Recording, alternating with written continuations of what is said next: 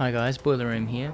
So this week we're going to have a look at the vendor roles for Tyra Karn, Shiro for the Speaker, Eris Morn, and of course the 3 different class roles for Variks. So let's check out what Tyra's got.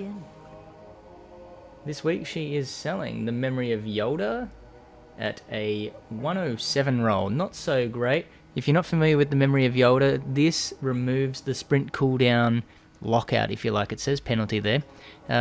Basically, if you weren't aware, when you sprint and you stop sprinting, you can't start sprinting again for a period of time. You're locked out. What this artifact does is it removes that cooldown period, that lockout period, and allows you to immediately start sprinting again. So particularly useful if you're, say, a Striker Titan running either Juggernaut or Shoulder Charge, for example. This one, however, doesn't have great stats. It will not help you get to tier 12.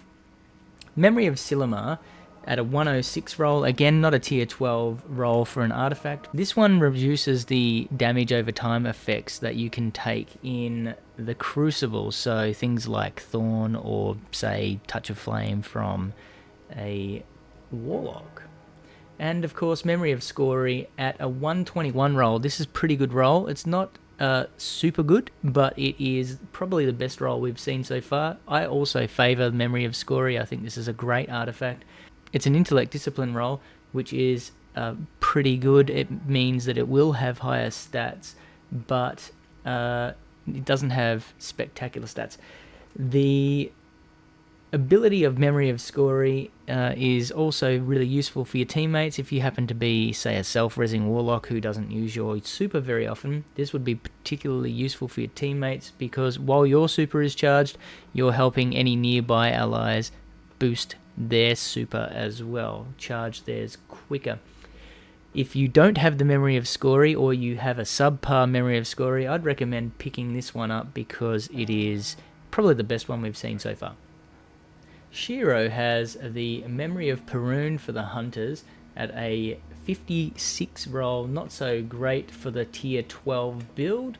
The Yoda's Iron Sash for Titans has a 57 build, again not terribly great. And the Fellwinter's Iron Bond at a 57 as well, which is just under all of those rolls. Class items, I'm looking for perfect 60 stat point rolls. Obviously, all of these are also Crucible Rep boosters. If you are looking for something with Crucible Rep, maybe you can pick something up here, but I wouldn't.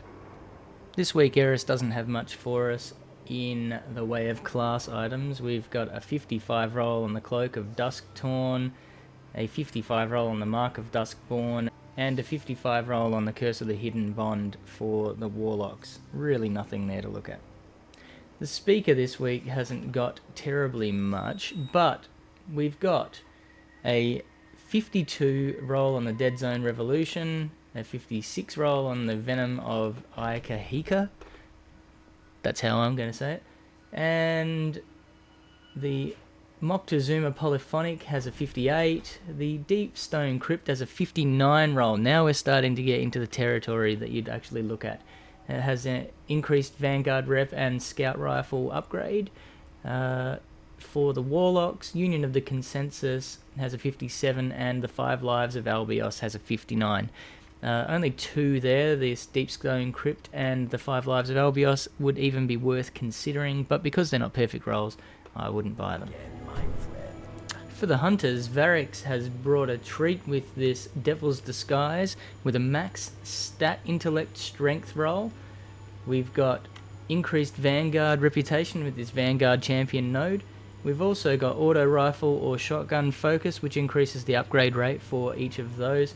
And of course the increased intellect and strength nodes. So if you have a legendary engram and 5,000 glimmer and you're looking for an intellect strength roll on a hunter's cloak, then this one is for you. The King's Mantle is a 55 roll, not really worth looking at, and the Kel's Cloak is a 57, again not much there for you. Just this Devil's Disguise, I would be certainly picking that up if you've got the Legendary Engram and the 5,000 Glimmer. Fights await you. The Titans don't have much to look at here. We've got a 55 roll on this Devil's Mark, a 58 on the King's Mark, and a 54 on the Kel's Mark. Really nothing much for Titans here today, or this week. And for the Warlocks, Variks has a Devil's Bond at a 57, a King's Bond at a 58, and a Kel's Bond at a 56. None of these are particularly worth looking at. Maybe the King's Bond at a 58, but personally I wouldn't touch any of those. And that is it for this week, Guardians. So to sum up very quickly, the Speaker has a Warlock Bond and a Titan Mark, both at 59 stats. They are useful but not max.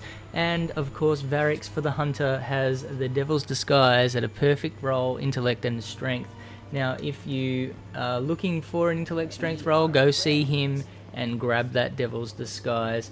I hope you got something out of this video, Guardians. If you did, please hit the thumbs up and like the video. Don't forget to subscribe to my channel.